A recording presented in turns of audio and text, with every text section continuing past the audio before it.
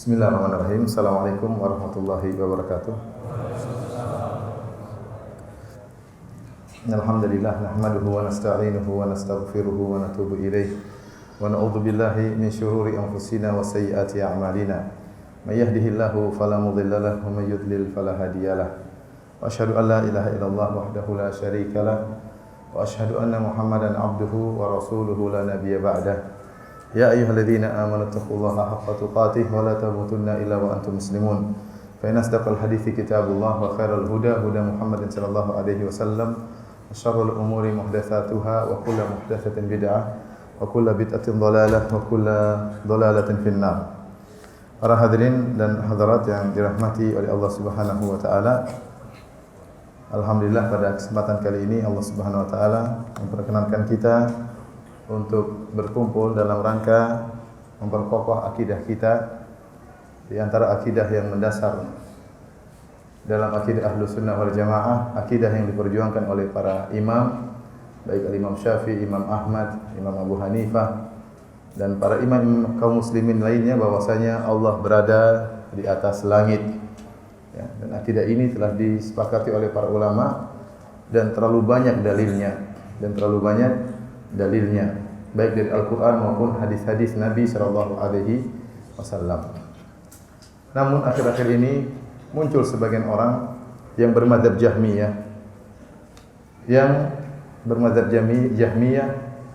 dan berusaha menggoyangkan tentang akidah ini dan berusaha mengingkari akidah ini dengan syubhat-syubhat yang mereka lontarkan. Padahal ya, para ulama telah menjelaskan bahwasanya keyakinan seperti ini adalah keyakinan orang-orang Jahmiyah. Bahkan para ulama menulis buku-buku khusus untuk membantah mereka. Demikian juga Imam Al-Bukhari dalam Sahih Bukhari punya kitab dalam subjudulnya Ar-Radd 'alal Jahmiyah, bantahan terhadap Jahmiyah. Demikian juga Imam Ahmad menulis buku khusus judulnya bantahan terhadap Ar-Radd 'alal Jahmiyah wa Zanadiqah, bantahan terhadap orang-orang Jahmiyah dan orang-orang zindiq. Demikian juga para ulama yang lainnya. Oleh karenanya ya, kita nukilkan perkataan para ulama bahwasanya keyakinan Allah tidak di langit itu akidah Jahmiyah, akidah kelompok yang disepakati oleh para ulama akan kesesatannya. Di antaranya Imam Az-Zahabi, ulama besar mazhab Syafi'i, punya buku judulnya Kitabul Arsy, Kitab Al-Arsy. Yang ini juga menguatkan bahwasanya Allah berada di atas arsy, di atas langit. Demikian juga Imam Az-Zahabi punya buku judulnya Al-Ulu lil Aliyil Ghaffar, ketinggian bagi Allah yang Maha Tinggi. Ya. Dan di situ dia menukilkan perkataan para ulama dari berbagai macam kurun yang menjelaskan bahwasanya Allah berada di atas, dan dia ulama besar mazhab Syafi'i. Makanya saya heran ya, masalah Allah di atas langit itu ijma' ulama, di antaranya ijma' ulama Syafi'iyah, ya, terutama yang mutaqaddimin, ulama Syafi'iyah yang terdahulu. Kalau ada pengingkaran maka itu datang belakangan dari ulama Syafi'iyah yang belakangan, dan mereka telah diselisih oleh para ulama Syafi'iyah, para salaf yang terdahulu. Di antaranya Al-Imam Az-Zahabi rahimahullah menukil dari Abu Abdullah Al-Ausi, dia berkata, sami'tu Wahab bin Jarir yaqul, aku mendengar Wahab bin Jarir berkata, innama yuridul jahmiyatu annahu laisa fis sama'i syai'un. Sungguhnya orang-orang Jahmiyah itu menginginkan bahwasanya tidak ada suatu pun di atas langit, ya. Jadi mereka mengingkari bahwasanya ada Tuhan di atas langit. Demikian juga ini dinukil dalam kitab Al-Itsbatul Ulu, ya, Itsbatul Ulu, ya. Itsbat Sifatil Ulu, mohon maaf, dinukil dalam kitab Itsbat Sifatil Ulu. Kemudian juga Al-Asram berkata, wa qultu li Sulaiman bin Harb, ayu syai'in kana Hammad bin Zaid yaqulu fil Jahmiyah. Aku berkata kepada Sulaiman bin Harb, apa sih yang dikatakan oleh Hammad bin Zaid tentang Jahmiyah? Faqal kana yaqulu inna ma yuriduna annahu laisa fis sama'i syai'un. Dia berkata, orang-orang Jahmiyah itu ingin menyatakan bahwasanya tidak ada Tuhan di atas langit.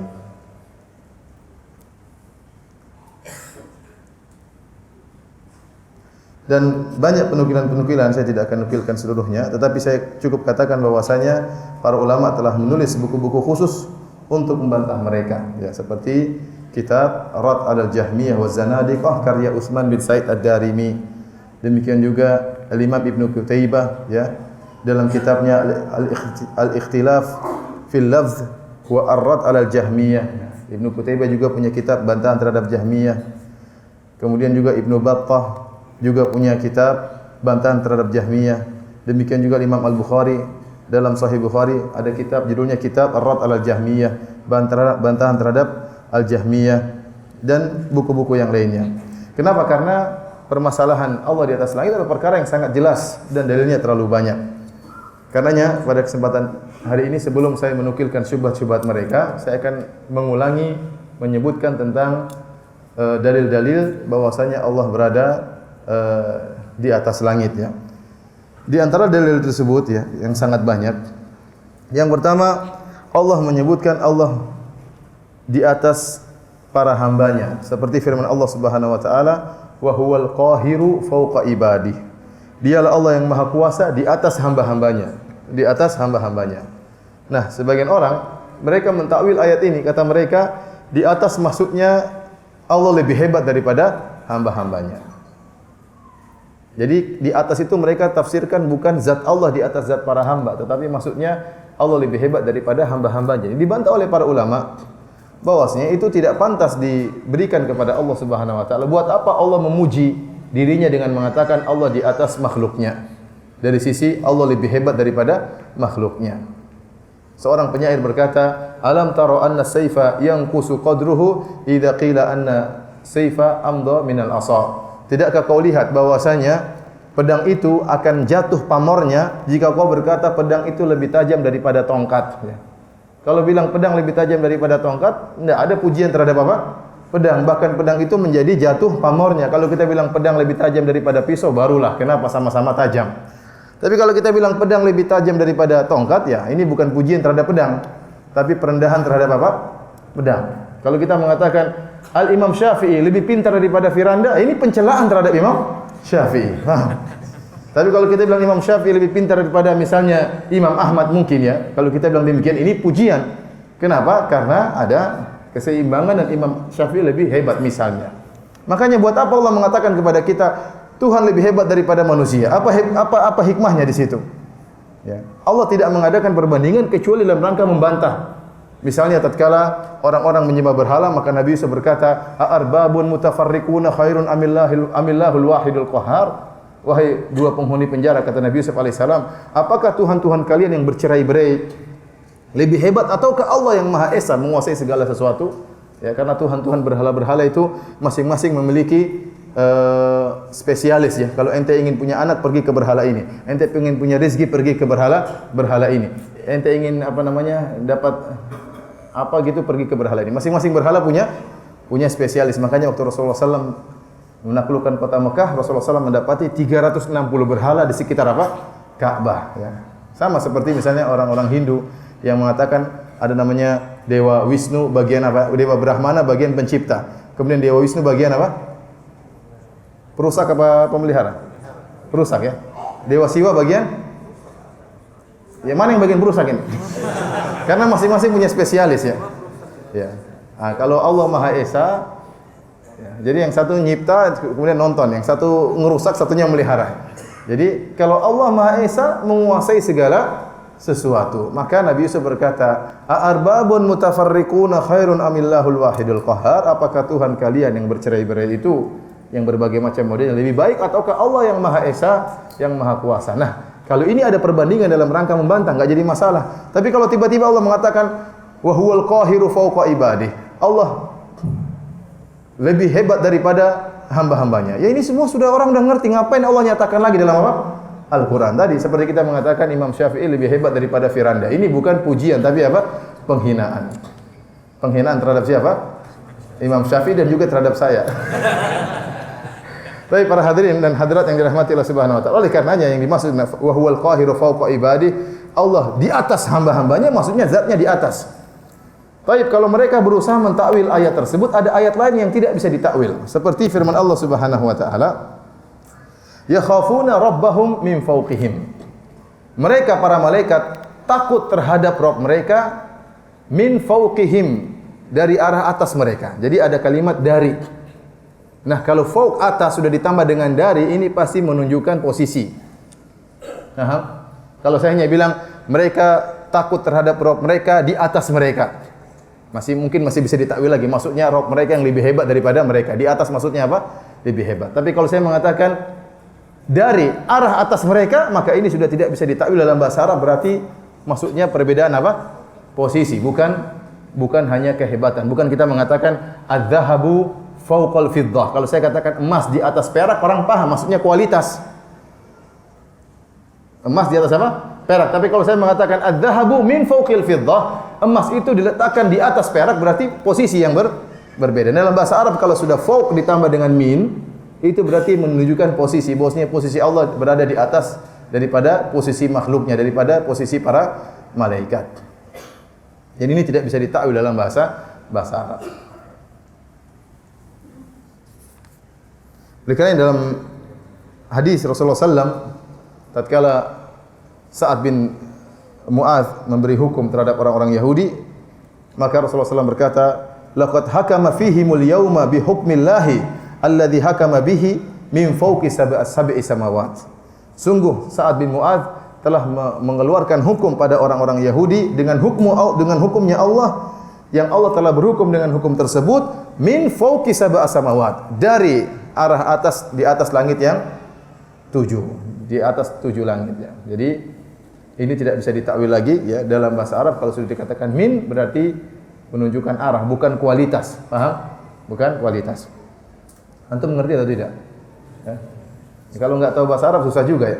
Saya berusaha memberikan pendekatan. Jadi dalam bahasa Arab kalau dikatakan min fauq itu berarti posisi, bukan kualitas. Bukan ketinggian kualitas, tapi ketinggian apa? Posisi.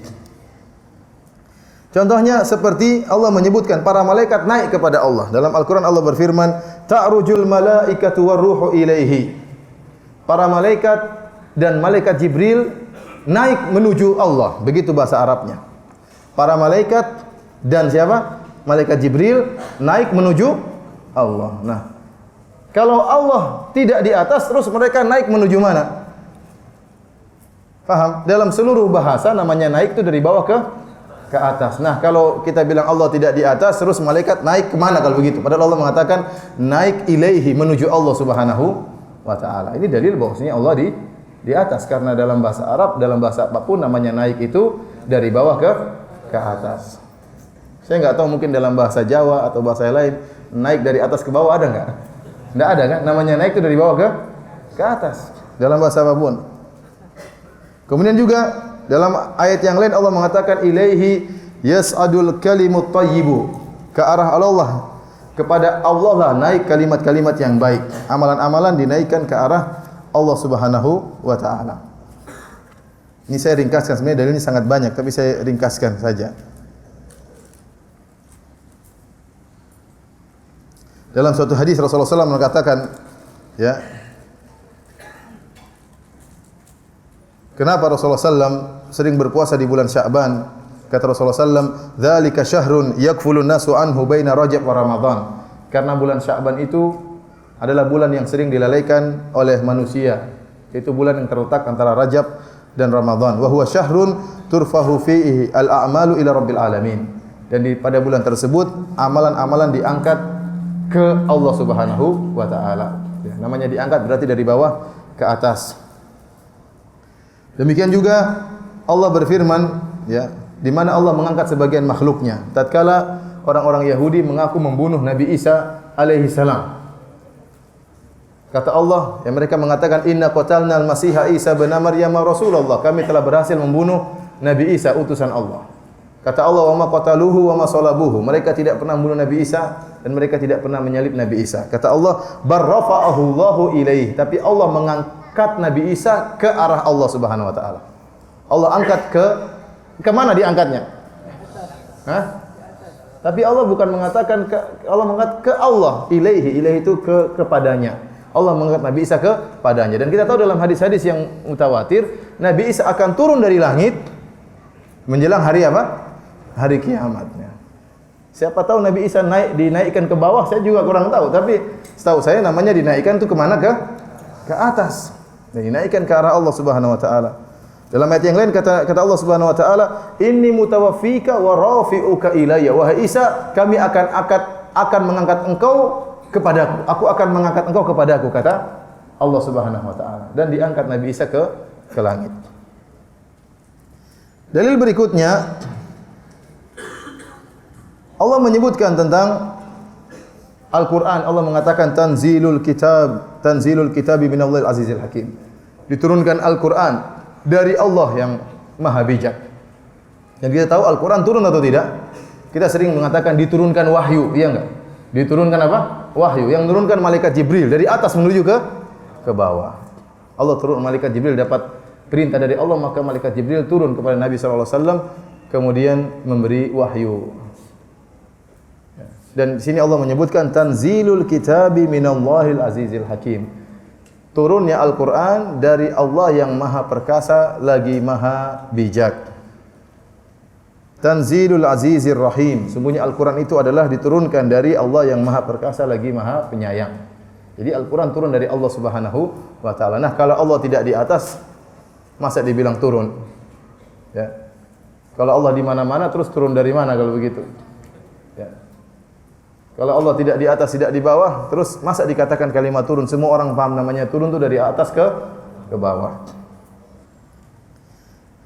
Di antaranya juga dalil akan hal ini,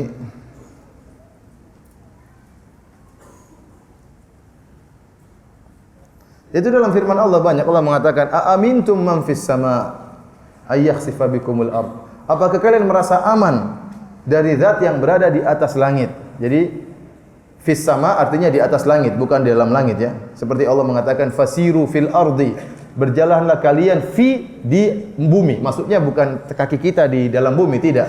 Tetapi berjalanlah di atas apa, bumi. Sama. Tatkala Allah mengatakan aamintum man fis sama, apa kalian merasa aman dari zat yang berada di atas langit? Berarti Allah berada di mana? Di atas langit. Allah yang bilang man fis sama, yang ada di atas langit. Sama seperti hadis Nabi SAW. Rasulullah SAW mengatakan irhamu man fil ard yarhamkum man fis sama. Hendaknya kalian merahmati penghuni bumi, maka yang di langit akan sayang kepada kalian. Siapa yang di langit? Maksudnya siapa? Allah Subhanahu Wa Taala. Di langit maksudnya di atas langit. Contohnya juga seperti dalam Al-Quran Allah menyebutkan tsumma stawa 'alal arsy dalam banyak ayat. Kemudian Allah ya beristiwa di atas arsy. Contohnya seperti firman Allah Subhanahu Wa Taala dalam surat Surat Al-A'raf ayat 54. Kata Allah, "Inna rabbakumullahu alladzi khalaqas samawati wal arda fi sittati ayyam." Sungguhnya dialah Rabb kalian Allah Subhanahu wa taala yang telah menciptakan langit dan bumi dalam masa 6 hari. Tsumma stawa 'alal arsy. Kemudian Allah beristiwa di atas arsy. Dan arsy adalah di atas langit. Jadi Allah beristiwa, istawa ala dalam bahasa Arab, istawa ala artinya di atas. Berarti Allah berada di atas arsy.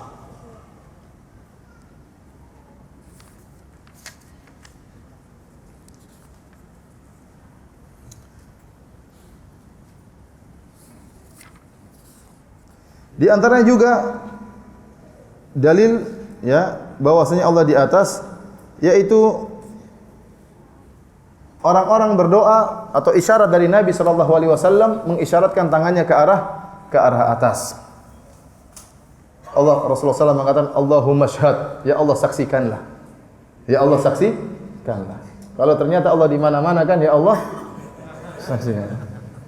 Tatkala dia sama Allah ya Allah apa? Saksikanlah. Rasulullah SAW berdoa.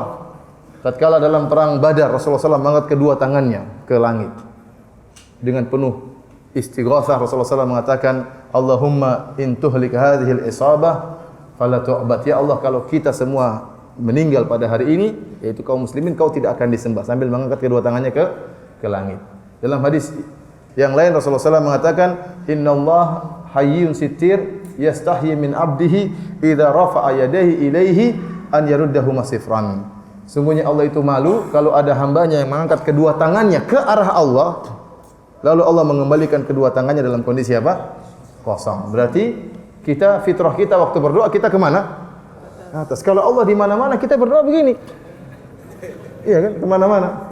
Begini ke belakang. Allah di mana-mana. Tapi fitrah kita kemana? Ke atas. Dan itu fitrah manusia semua. Sering kita mengatakan apa?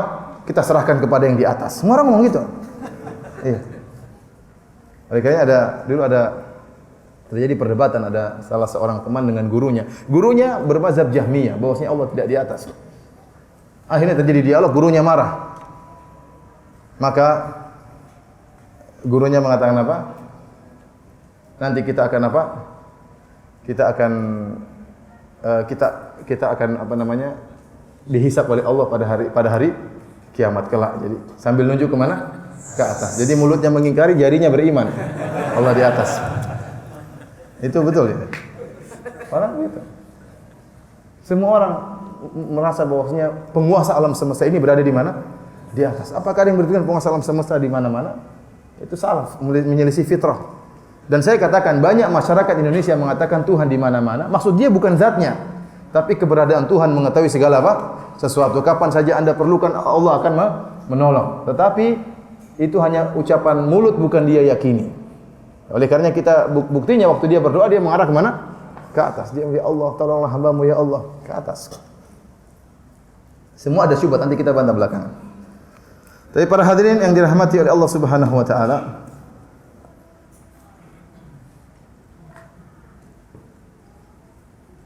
di antaranya dalil akan hal ini yaitu bahwasanya Nabi sallallahu alaihi wasallam Isra Mi'raj dari Masjidil Haram ke Masjidil Aqsa, kemudian Mi'raj itu naik.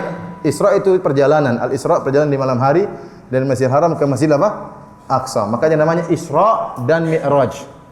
Kalau Isra itu dari Masjidil Haram ke Masjidil apa? Aqsa. Mi'raj itu artinya naik dari Masjidil Aqsa ke langit yang ketujuh, di atas langit ketujuh. Nah, waktu Rasulullah SAW Mi'raj naik ke atas, ketemu siapa? Ketemu siapa? Ketemu Allah. Nah, kalau Allah di mana-mana ngapain ke atas? Ke Kalibata juga ketemu Allah Subhanahu wa taala. Lah iya benar. Ngapain? Makanya saya bilang orang yang mengingkari Allah di atas, dia telah menghilangkan mukjizat Isra Mi'raj. Tidak ada nilainya Isra Mi'raj. Rasulullah SAW sampai tempat yang kata ulama malaikat Jibril pun tidak sampai.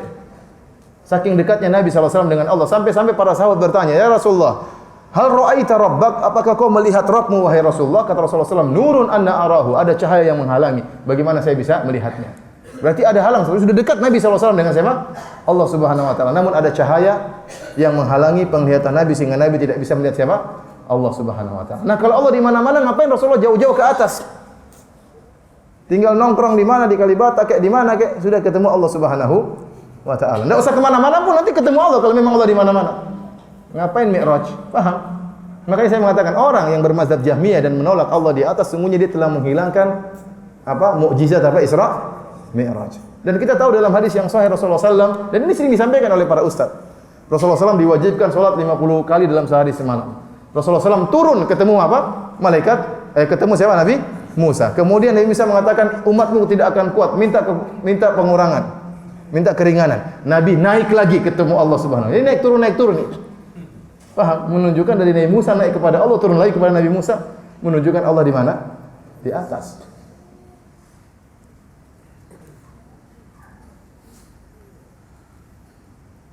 Kemudian juga seperti Rasulullah SAW pernah bertanya kepada dalam Sahih Muslim terhadap seorang budak wanita waktu itu ingin dibebaskan, maka Rasulullah SAW tes dulu, kata Rasulullah SAW, "Aina Allah?" Di mana Allah? Kata wanita tersebut, "Fis sama," di atas langit. "Wa man ana?" Siapa saya? Kata wanita tersebut, budak wanita tersebut, "Anta Rasulullah." Engkau adalah seorang Rasul Allah Subhanahu wa taala. Maka Rasulullah SAW mengatakan, "A'tiqha fa innaha mu'minah." Bebaskan wanita ini, sungguhnya dia seorang wanita mukminah. Kenapa dia mengatakan di antaranya Allah berada di atas langit?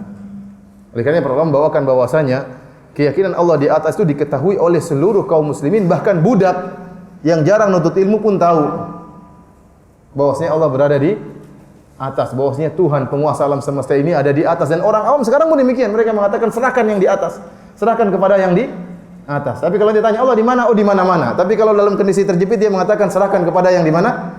Di atas. Dia enggak mengatakan serahkan kepada yang di mana-mana. Pernah ada antum dengar orang bilang begitu? serahkan urusan kita kepada yang ada di mana-mana. Kan enggak. Dia pasti mengatakan dengan fitrahnya, serahkan urusan kita kepada yang ada di atas. Dan di atas tuh adalah posisi yang paling mulia. Semua orang atasan, kita atasan ya. Pengin semakin tinggi semakin kedudukannya apa? Mulia. Dan Allah adalah di atas segala-galanya. Tapi di antara dalil bahwasanya Allah di atas adalah kisah pengingkaran Fir'aun terhadap Nabi Musa. Nabi Musa berdakwah kepada Fir'aun bahwasanya Allah berada di atas. Oleh karenanya Fir'aun ingin mengingkari Nabi Musa. Apa kata Fir'aun? Ya Haman ibn li sarhal la'alli ablughul asbabas samawati fa attali'a ila ilahi Musa wa inni la adhunnuhu kadhiba. Wahai Haman, buatlah bangunan yang tinggi supaya menjulang ke langit. Ya, karena Nabi Musa mengatakan kamu bukan Tuhan. Kita punya Tuhan, Tuhan kita di langit, di atas langit. Maka Fir'aun ingin mendustakan perkataan Musa ini sehingga dia mengatakan wahai Panglima Haman, buatlah bangunan yang tinggi sampai menjulang ke langit. Saya ingin naik ke atas. Ya, saya ingin buktikan Musa itu pendusta, bahwasanya di langit tidak ada apa? Tuhan. Berarti kita tahu Nabi Musa mendakwahkan kepada Fir'aun bahwasanya Tuhannya berada di mana? Di atas langit. Dan Fir'aun mengingkari. Oleh karenanya barang siapa yang menyatakan Allah tidak di atas langit, sesungguhnya dia mengikuti mazhab Fir'aun. Iya, Fir'aun mengingkari Allah di atas langit. Maka jadi mengatakan kepada panglimanya, naikkan, buat bangunan yang tinggi menjulang. Aku ingin buktikan bahwasanya Musa itu pendusta, tidak ada Tuhan di atas langit. Paham? Ini dalil yang sangat kuat.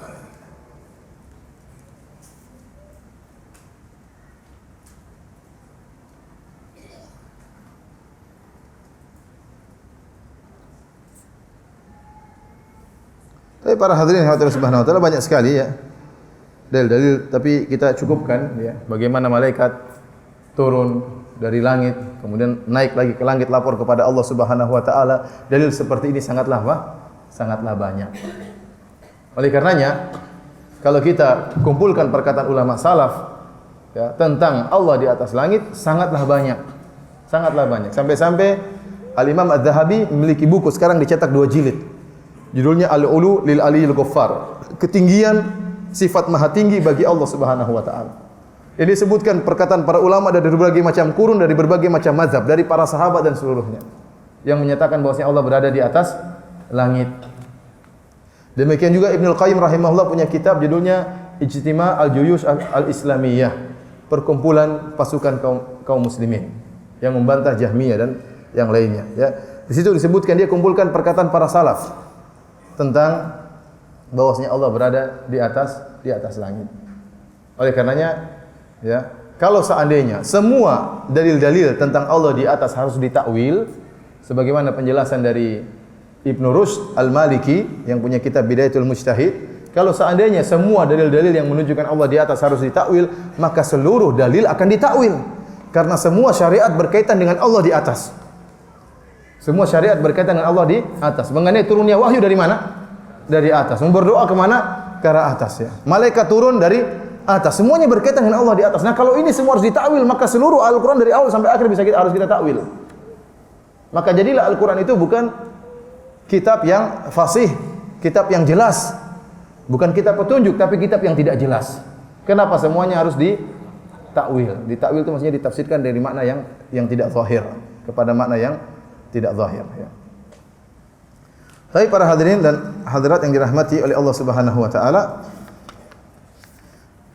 demikian juga ini adalah ya, dan makanya saya tulis dalam buku saya ini tentang ajaran mazhab Imam Syafi'i yang ditinggalkan pada bagian ke-8 tentang Allah di atas langit. Saya nukilkan perkataan para ulama Syafi'iyah ya, karena kita di Indonesia ini kita mengaku bermadzhab apa? Syafi'i. Ternyata ulama Syafi'i, Imam Syafi'i dan para ulama besar mazhab Syafi'iyah menyatakan Allah di atas langit. Allah di atas langit. Dan para ulama menukil ijma' akan hal ini. Tapi para hadirin dan hadirat yang dirahmati Allah Subhanahu wa taala, ini muqaddimah, sekarang kita bahas syubhat. Antum sudah yakin Allah di atas langit? Benar. Sekarang kita bahas syubhat. Hati-hati ya, harus paham. Harus paham jawabannya. Kalau syubhatnya enggak paham enggak apa-apa. Jangan sampai antum paham syubhatnya terus jawabannya tidak paham. Harus dipahami dua-duanya atau paling tidak dipahami apa? Jawabannya meskipun syubhatnya tidak dipahami. Di antara syubhat mereka, dan saya baru dengar cuplikan di YouTube ya. Ada yang mengatakan bahwasanya para salaf tidak ada yang memahami Allah di atas langit. Meskipun mereka tahu firman Allah Ar-Rahmanu 'alal arsy istawa. Allah beristiwa di atas arsy. Namun mereka tidak paham, kata mereka, kita serahkan urusannya kepada Allah. Adapun maksudnya Allah di atas arsy, kita tidak tahu maknanya. Jadi mereka menyatakan bahwasanya para salaf dulu mazhabnya adalah tafwid. Tafwid itu menyerahkan kepada Allah tanpa dipahami maknanya. Seakan-akan Ar-Rahmanu 'alal arsy istawa, Ar-Rahman 'alal arsy istawa maknanya adalah Ar-Rahman 'alal arsy XXXX, seperti itu namanya tafwid. Kita enggak tahu maknanya apa ini. Itu namanya kita enggak ngerti maksudnya. Seperti alif lam mim, apa maksudnya kita enggak tahu. Kita bilang kalau memang maknanya seperti itu, maka terlalu banyak ayat-ayat yang tidak jelas. Padahal Al-Qur'an itu diturunkan dengan Arabian, dengan Arabiyyun mubin, dengan bahasa Arab yang jelas. Berarti Ar-Rahman 'alal arsy istawa. Ar-Rahman 'alal arsy istawa XXXX. Seakan-akan kita lihatnya apa? XXXX. Ta'rujul malaikatu waruhu ilaihi. Naiklah para malaikat dan Jibril kepada Allah. Naiklah ini anggap saja apa? XXXX, enggak tahu maknanya. Tanzilul kitabi minal azizir rahim. Misalnya, turunlah Al-Qur'an dari Allah yang turunlah ini anggap saja apa? XXXX. Ini kata mereka mazhab salaf seperti itu. Padahal tidak. Kalau antum lihat bagaimana perkataan para salaf, mereka mengatakan Allah fauqa sab'a samawat. Allah berada di atas tujuh langit. Dan ini perkataan para ulama, perkataan Imam Syafi'i, perkataan Imam Al-Baihaqi, perkataan ulama Syafi'iyah, perkataan Ibnu Khuzaimah dan yang lain. Ini semua sudah saya nukil dalam buku saya ajaran mazhab Syafi'i yang ditinggalkan. Saya nukilkan perkataan ulama Syafi'iyah dalam hal ini. Nah, bantahan kita terhadap mereka, kita bilang sebaliknya antum sebutkan mana perkataan salaf yang mengatakan bahwasanya Allah tidak di langit. Allah tidak di atas langit. Datangkan satu saja perkataan ulama salaf. Baik sahabat maupun tabi'in atau 4 imam, datangkan. Mereka tidak akan dapatkan perkataan para imam kecuali orang-orang Jahmiyah. Jadi imam mereka dalam hal ini adalah orang-orang sesat yang bermadzhab apa? Jahmiyah. Adapun kalau antum cari perkataan Abu Bakar, perkataan Umar, dalam Al-Qur'an semuanya mengatakan Allah di atas langit. Dan Allah yang mengatakan dalam Al-Qur'an, "Aamintum man fis sama." Apa kalian merasa aman dari zat yang berada di atas langit? Allah yang mengatakan demikian. Terus mereka mengatakan enggak, maksudnya bukan demikian. Terus maksudnya apa di atas langit? Maksudnya apa kalau begitu? Ini ayat-ayat semua yang tadi saya bacakan, hadis-hadis, mau ditafsir bagaimana? Rasulullah SAW naik ke atas ketemu Allah pada Isra Mi'raj. Terus maksudnya bagaimana itu? Mau ditakwil bagaimana? Makanya saya katakan kalau mau ditakwil atau ditafwid, ya, dikatakan kita tidak paham maknanya sementara kita paham. Kalau kita baca Al-Qur'an, coba antum baca Al-Qur'an. Naiklah malaikat dan Jibril kepada Allah. Antum paham atau tidak? Paham, naik dari bawah ke atas. Terus mau ditafwid dianggap XXX, susah. Kita tahu itu bahasa Arab maknanya apa? Naik ke atas. Oleh karenanya kalau orang yang mengatakan tidak ada salaf yang memahami demikian, ini dusta besar. Justru kita balik, justru kamu datangkan salaf yang menyatakan bahwasanya Allah tidak di atas langit. Mana salafnya? Tidak ada, semuanya perkataan Jahmiyah. Dia tidak akan mendapatkan salaf kecuali salafnya dari golongan Jahmiyah. Ini. Kemudian yang kedua di antara syubhat yang mereka lontarkan, mereka mengatakan, ya, Ar-Rahmanu 'alal arsy istawa. Istawa dalam bahasa Arab bisa mengandung 7 makna. Saya katakan ya, mungkin mereka tatkala mereka menyebutkan ulama yang mengingkari adanya Allah di atas langit, mereka akan menyebutkan ulama-ulama terkenal. Namun ingat, semuanya dari belakangan mutaakhirin. Kita bilang ulama tidak maksum. Contohnya Al-Imam Nawawi termasuk, kalau tidak salah termasuk ulama yang menyatakan Allah tidak di atas langit. Ya. Ada juga sebagian imam yang lain. Ya. Tapi kita katakan bahwasanya mereka menyelisih ulama mereka yang terdahulu. Ulama mereka yang terdahulu.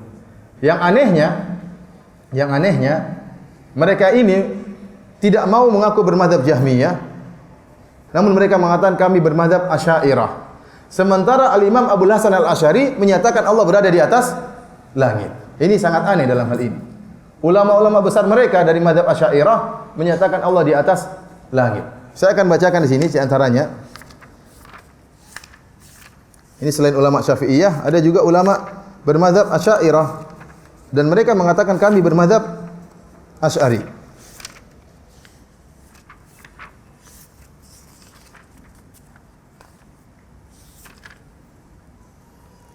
Seperti contohnya Al-Imam Al-Baihaqi rahimahullahu taala.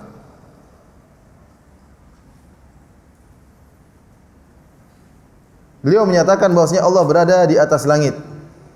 Demikian juga Al-Imam Abu Hasan Al-Asy'ari ya. Dalam kitabnya Risalah ila Ahli Tsaghar.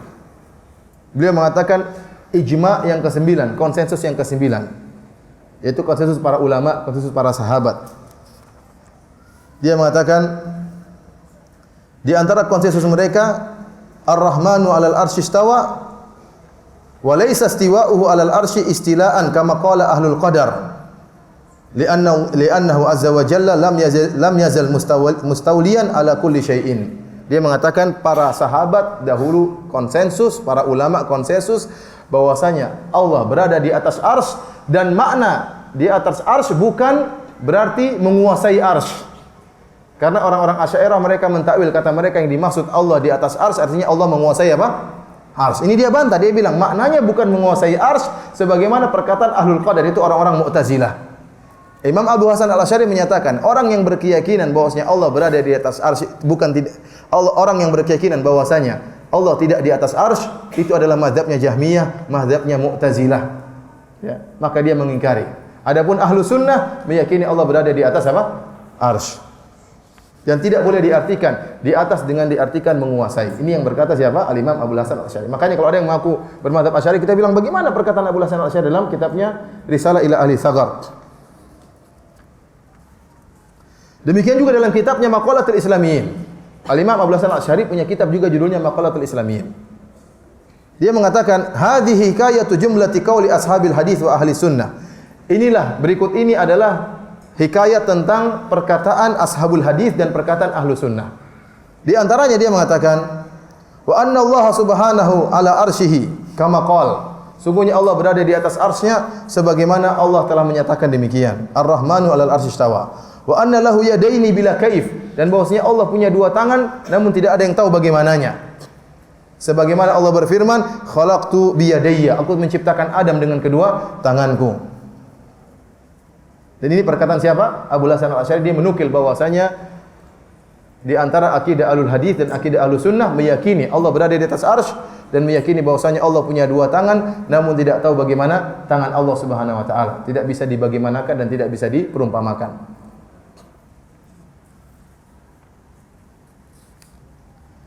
Di antara ulama Asy'ariyah ya yang menyatakan bahwasanya Allah berada di atas adalah Abu Bakar Al-Baqillani yang wafat pada tahun 403 Hijriah. Dia mengatakan, jika dikatakan, apakah kalian mengatakan bahwasanya Allah di setiap tempat? Maka jawabannya, Maha Suci Allah. Bal huwa mustawin ala arsyihi. Tapi Allah beristiwa di atas arsy-Nya. Sebagaimana Allah kabarkan dalam firman-Nya, Ar-Rahmanu 'alal arsy istawa. Dan Allah berfirman, ilaihi yas'adul kalimut thayyibu. Bayangkan ini Al-Imam Al-Baihaqi imamnya termasuk imamnya Asy'ariyah, tapi dia mutaqaddimin pada tahun abad 4 Hijriah. Dia mengatakan di antara dalil bahwasanya Allah tidak di mana-mana, dalilnya bahwasanya kalimat-kalimat yang baik naik kepada Allah. Wa qala, dan Allah juga berfirman, a amintum man fis sama. Apa kalian merasa aman dari zat yang berada di atas langit? Makanya saya heran waktu ada seorang dai mengatakan, tidak ada salaf yang memahami di atas arsy berarti di atas langit. Tidak ada yang berpahaman demikian. Saya bilang, ini seluruh orang berpemahaman, para sahabat, para ulama berpemahaman bahwasanya Allah di atas arsy maksudnya di atas apa? Di atas langit. Dia mengingkari. Kemudian kata Imam Al-Baihaqi, walau kana fi kulli makan, kalau seandainya Allah di mana-mana, la kana fi batnil insan, maka Allah itu berada dalam perut manusia. Wa famihi, berada dalam mulut juga, dalam perut manusia, dalam mulut manusia. Wa fil husus, dalam apa namanya tempat kotoran. Ya. Wa yasihu an yurghab ilaihi ila nahwil ardi. Dan kalau memang Allah di mana-mana, maka kita bisa jadi mencari Allah di ke arah bumi. Kita boleh berdoa dengan apa? Ya Allah, tolonglah hamba-Mu ini ya Allah. Sambil ke arah mana? Ke arah bumi. Ya. Seandainya ini kelaziman dari Allah di mana-mana. Demikian juga Al-Baihaqi. Al-Baihaqi ini juga imam besar mazhab Syafi'iyah. Imam besar dari ulama Asy'ariyah. Lihat dia berkata, wa qala, Allah berfirman, a amintum man fis sama? Apakah Allah berada di atas langit? Wa arada min fawqis sama. Atau wa arada man fawqas sama.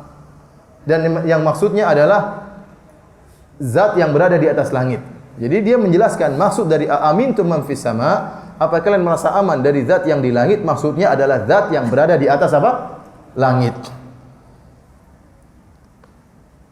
Seperti firman Allah, fasihu fil ardi, berjalanlah kalian di bumi. Maksudnya berjalanlah di atas apa? Bumi, bukan kaki dalam bumi, tidak, tapi di atas bumi.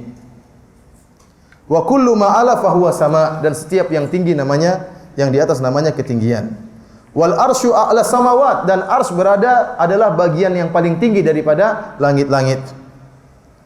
Fa ma'nal ayah, perkataan Imam Al-Baihaqi, dia berkata, dan makna ayat wallahu a'lam, a amintum man 'alal arsy, apa kalian merasa aman dengan Allah yang berada di atas arsy? Ini perkataan ulama Asy'ariyah. Jadi orang-orang sekarang tatkala mereka menyelisihi bahwasanya Allah di atas langit, mereka menyelisih para sahabat, mereka menyelisih para ulama Syafi'iyah, bahkan mereka yang mengaku bermadzhab Asy'ariyah ternyata mereka mengingkari, menyelisih para ulama besar madzhab Asy'ariyah, bahkan menyelisih pendiri madzhab Asy'ariyah itu Abu Hasan Al-Asy'ari. Kenapa? Karena mereka telah terkontaminasi dengan pemikiran filsafat. Baik, ini di antara syubhat ya. Jadi kita katakan, kita balikkan kepada mereka, kalau Anda mengingkari Allah di atas langit, tunjukkan mana salaf Anda yang menyatakan Allah tidak di atas langit. Dan mereka tidak akan menemukan salaf kecuali, ya maksud saya dari abad keempat ke atas, abad ketiga, abad kedua, mereka tidak akan temukan kecuali dari orang-orang Jahmiyah atau orang-orang Mu'tazilah. Baik. Syubhat kedua, mereka mengatakan tadi tafwid ya, kita sudah bahas juga, tafwid tidak benar ya, karena Al-Qur'an ini jelas. Al-Qur'an tidak artinya XXX, tidak. Kita baca tatkala kita baca Rasulullah SAW, tatkala kita baca dalam hadis bahwasanya Rasulullah SAW naik ke atas bertemu dengan Allah, kita pahami benar-benar naik ke atas. Bukan naik itu maknanya XXXX, tidak.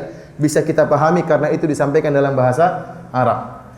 Di antaranya mereka mengatakan istawa. Istawa itu maknanya 7 makna dalam bahasa Arab. Ada maknanya ini, ada maknanya ini, ada maknanya ini. Nah, bagaimana Anda bisa tahu bahwasanya istawa itu artinya di atas? Ini tidak benar ya. Jadi istawa maknanya sampai 7. Itu kalau istawa to atau istawa dengan kata gandeng yang lain, misalnya istawa ila atau istawa doang ya. Tetapi kalau maknanya istawa ala, maka dalam bahasa Arab cuma satu maknanya, berarti di atas. Paham? Saya ulangi, istawa. Jadi contohnya misalnya apa ya, kalau bahasa Indonesia gampangannya. Susah ya, bahasa Indonesia itu tidak sama dengan bahasa Arab ini. Istawa itu maknanya bisa, misalnya istawu, luruskan. Bisa jadi maknanya apa? Luruskan. Atau misalnya istawa artinya sempurna. Fastawa, sempurna. Ya. Bisa maknanya istawa ila, menuju. Ya. Tapi kalau istawa ala, ada alanya, berarti artinya di atas. Tidak ada makna yang lain. Jadi mereka ingin membuat kita bingung. Mereka mengatakan istawa itu maknanya bisa 7 makna. Loh, kenapa kamu bilang istawa artinya di atas? Kita bilang enggak, itu enggak benar. Istawa itu bisa maknanya 7 kalau dia terpisah dari kata gandeng. Namun tatkala dia digandengkan dengan kalimat ala, istawa ala itu maknanya cuma 1. Berarti apa? Di atas. Enggak ada makna yang lain. Cari dalam kamus apapun. Istawa ala artinya apa? Di atas. Nah, kalau istawa doang ya mungkin bisa artinya sempurna, bisa artinya lurus, bisa artinya yang lain. Tapi kalau istawa ala artinya di atas. Ini syubhat yang berapa? Ada yang keempat, ada yang kedua, enggak tahu deh. Syubhat yang ketiga, mereka mengatakan istawa ala artinya menguasai. Artinya menguasai. Dan ini tadi saya katakan sudah dibantah oleh siapa tadi? Oleh Abu Hasan Al-Asy'ari. Imam Asy'ariyah, Abu Hasan Al-Asy'ari sudah membantah syubhat ini. Dia mengatakan apa? Wa laisa istiwa'uhu 'alal arsy istilaan. Bukanlah istawa di atas ars maknanya bukan menguasai. Jadi mereka mengatakan istawa diartikan dengan istaula. Ada huruf lam mereka masukkan. Istawa artinya apa? Istaula. Karena kalau istawa ala artinya di atas, tapi kalau istaula ala artinya menguasai. Nah, mereka mentakwil istawa dengan memasukkan huruf lam jadi istaula. Ini dibantah oleh Abu Hasan Al-Asy'ari, pendiri mazhab Asy'ari, membantah pendapat ini. Dan di antara dalilnya bantahan akan hal ini, ya kita katakan, saya bacakan firman Allah Subhanahu wa taala dalam surat Al-A'raf ayat 54. Inna rabbakumullahu alladzi khalaqas samawati wal ard fi sittati ayyam. Sungguhnya Rabb kalian Allah Subhanahu wa taala telah menciptakan langit dan bumi dalam masa 6 hari. Tsumma stawa 'alal arsy. Kemudian Allah beristiwa di atas arsy. Kata mereka maksudnya kemudian setelah itu Allah menguasai apa? Arsy.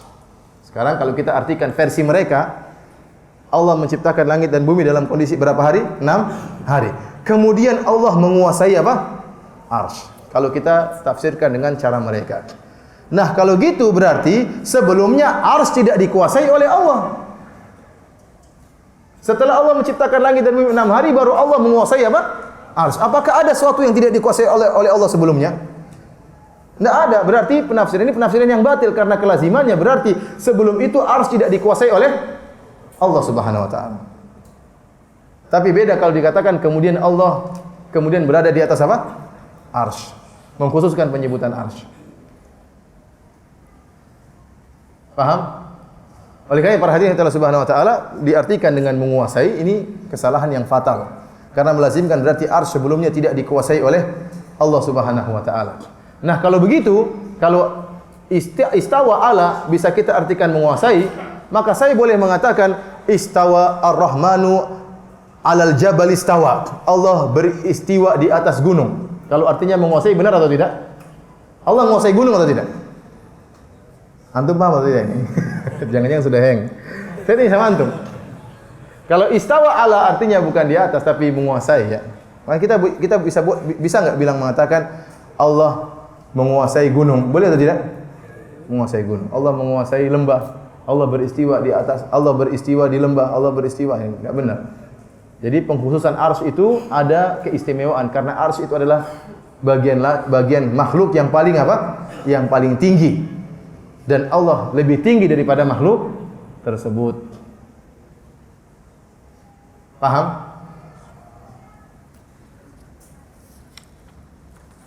Tapi ada syubhat yang lain. Kata mereka bahwasanya kita bilang orang-orang tatkala berdoa tangannya ke arah langit, ya atau tidak? Kata mereka maksudnya ke arah langit itu karena kiblatnya berdoa itu ke langit. Kenapa kita ke arah langit? Karena kiblatnya di mana? Di langit. Bukan karena Allah berada di atas. Ini perkara yang tidak benar. Yang benar kalau kita berdoa itu kiblatnya tetap di Ka'bah, ya atau tidak? Kiblat kita berdoa disunahkan menghadap apa? Ka'bah, tapi hati kita tetap ke atas karena Tuhan kita berada di atas. Karena Tuhan kita berada di atas Allah Subhanahu wa taala. Baik, di antara syubhat yang mereka sampaikan juga. Kata mereka kalau Allah berada di atas arsy, maka melazimkan bahwasanya Allah butuh kepada arsy. Allah butuh kepada arsy. Kenapa? Karena yang di atas butuh kepada yang di bawah. Dan bahwasanya yang di atas biasanya lebih kecil daripada yang di bawah. Ini kata mereka. Saya ulangi, kata mereka kalau kita menyatakan Allah berada di atas arsy, berarti melazimkan dua kelaziman. Yang pertama Allah lebih kecil daripada arsy, padahal Allahu Akbar. Yang kedua Allah Maha Besar. Yang kedua berarti Allah butuh kepada arsy. Kalau arsy-nya jatuh Allah juga ikut apa?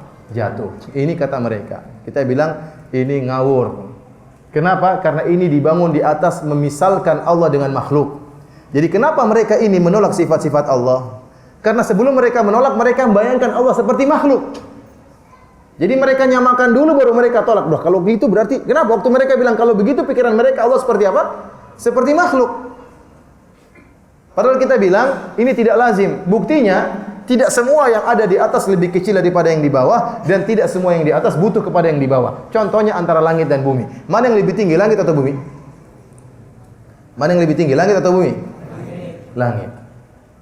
Apakah langit butuh kepada bumi? Kata Allah, bighairi amadin tarawunaha. Tidak ada pasak yang antara dari bumi sampai apa? Langit. Yang menopang langit tidak ada. Allah yang menahan. Langit tidak butuh dengan apa? Bumi. Langit tidak butuh kepada, tidak ada tiang dari bumi nonggak langit, enggak ada.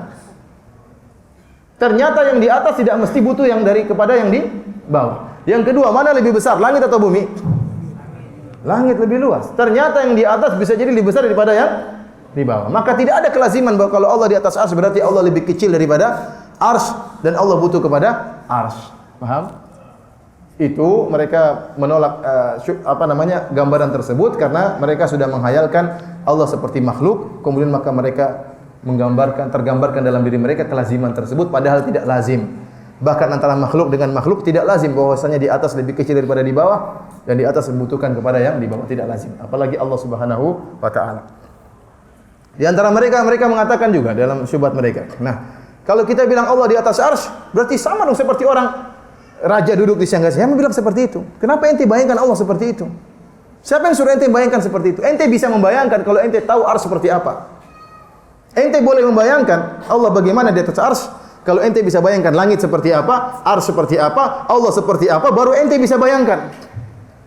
Makanya waktu Imam Malik didatangi oleh seorang, ya, bertanya kepada Imam Malik, "Ya Imam Malik, kaifa stawa? Bagaimana Allah beristiwa?" Imam Malik langsung bercucuran keringat.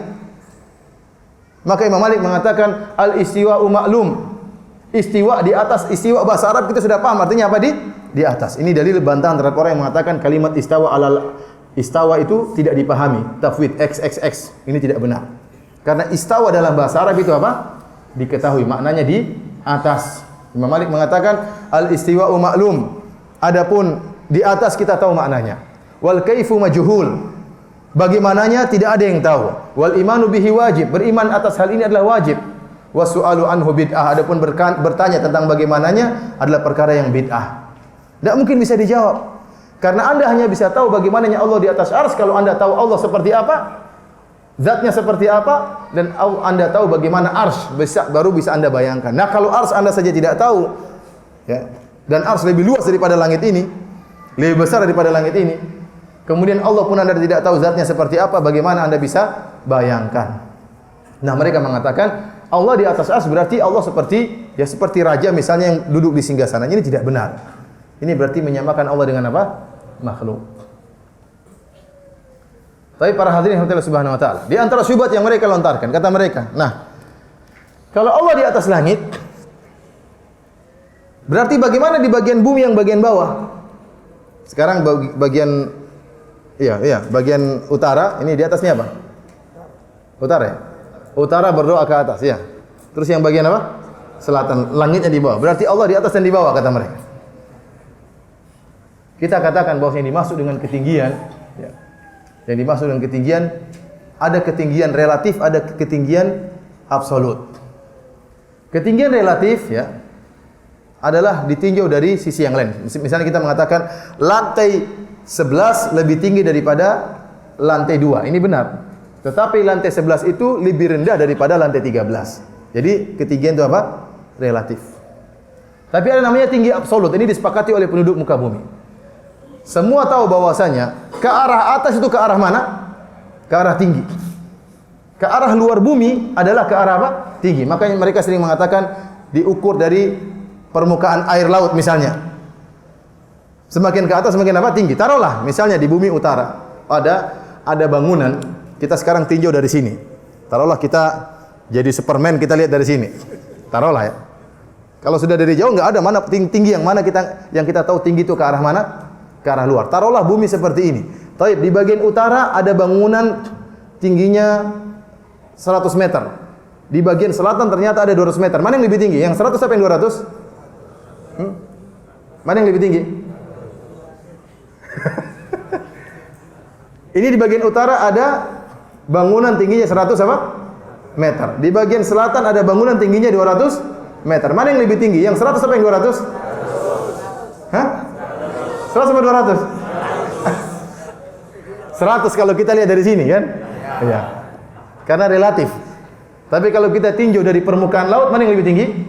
200. Dan pengukuran tinggi itu dari permukaan apa? Laut. Semakin keluar semakin apa? Tinggi. Nah, antum bayangkan dalam Al-Quran Allah berfirman dalam surat Az-Zumar, "Wa ma qadarullaha haqqa qadrih wal ardu jami'an qabdatuhu yaumal qiyamati was samawati matwiyatun biyamini." subhanahu wa ta'ala amma yusyrikun. Kata Allah, mereka tidak mengagungkan Allah dengan pengagungan yang benar. Padahal pada hari kiamat kata Allah, wal ardu jami'an qabdatuhu yaumal qiyamah. Pada hari kiamat bumi seluruhnya dalam genggaman Allah Subhanahu wa taala. Was samawati matwiyatun bi yamini. Kemudian langit-langit dilipat oleh tangan kanan Allah Subhanahu wa taala. Itu bayangkan. Saya kasih gambaran sederhana. Dalam riwayat seorang sahabat mengatakan, tidaklah langit dan bumi ini di tangan Allah kecuali seperti biji sawi dalam genggaman kalian. Maknanya seperti itu. Karena Allah menyebutkan di hari kiamat kelak, langit, bumi dalam genggaman Allah, langit-langit dilipat oleh tangan kanan Allah. Kita tidak tahu bagaimana tangannya. Jangan antum bayangkan seperti tangan apa? Manusia. Bagaimana? Siapa yang berani bayangkan sementara bumi semua dalam genggaman Allah Subhanahu wa taala. Namun kita tahu Allah punya tangan. Yakin Allah punya tangan? Di antara dalil ini sekedar keluar sedikit ya agar kalian tidak bingung. Di antara dalil Allah punya tangan, dalil yang paling kuat, Allah mengatakan kepada iblis, "Ma mana'aka an tasjuda lima khalaqtu biyadayya." Wahai iblis, apa yang mencegah engkau untuk sujud kepada Adam yang aku ciptakan dengan kedua tanganku? Jadi di antara kekhususan Adam, yaitu Allah ciptakan langsung dengan kedua tangannya. Nah, kalau kedua tangan artinya kekuasaan, maka iblis akan berkata, "Ya Allah, apa bedanya saya dengan Adam? Kan sama-sama diciptakan dengan kekuasaanmu." Nah, mereka orang-orang Asy'ariyah, mereka mentakwil tangan Allah dengan artinya apa? Kekuasaan. Ini dalam bahasa Arab ada seperti ya, dia di bawah tanganku, artinya dia di bawah kekuasaanku. Paham? Ini dalam bahasa Arab ada. Tetapi tatkala kita terapkan dalam ayat Allah menciptakan Adam dengan kedua tangannya, kemudian kita artikan Allah ciptakan Adam dengan kekuasaannya, maka apa bedanya Adam dengan iblis? Iblis juga diciptakan dengan kekuasaan Allah. Seandainya Allah mengatakan, "Wahai iblis, apa yang mencegahmu untuk sujud kepada Adam yang aku ciptakan dengan kekuasaanku?" Iblis akan mudah menjawab, "Sama ya Allah, saya dengan dia sama-sama kau ciptakan dengan apa? Kekuasaanmu." Tetapi iblis tidak bisa menjawab tatkala Adam spesial diciptakan dengan kedua tangan Allah, yang lainnya cuma kun fayakun aja. Paham? Dan benar, tangan itu bisa diartikan kekuasaan. Tetapi dalam ayat ini tidak bisa diartikan dengan kekuasaan. Dan ingat, di antara bantahan yang telak ya, bahwasanya kita bisa mengungkapkan tangan sebagai kekuasaan dari zat yang benar-benar punya tangan. Contohnya saya bilang, orang itu di bawah tangan saya. Berarti saya punya tangan atau tidak? Saya ulang. Sehingga saya mengatakan jangan khawatir, mereka semua itu tangan kanan saya. Kita pahami maksudnya tangan kanan saya, anak buah saya kan? Tetapi berarti tangan itu tangan saya ungkapkan untuk artinya adalah anak buah. Tetapi saya punya tangan atau tidak sungguhnya? Punya. Seandainya saya tidak punya tangan, saya tidak akan bilang bahwasanya itu tangan kanan saya. Paham maksud saya? Belum paham. Maksud saya, tangan itu bisa diartikan kekuasaan, bisa diartikan anak buah ya. Itu hanya diungkapkan dari zat yang benar-benar punya tangan. Soal laki-laki misalnya kita bilang saya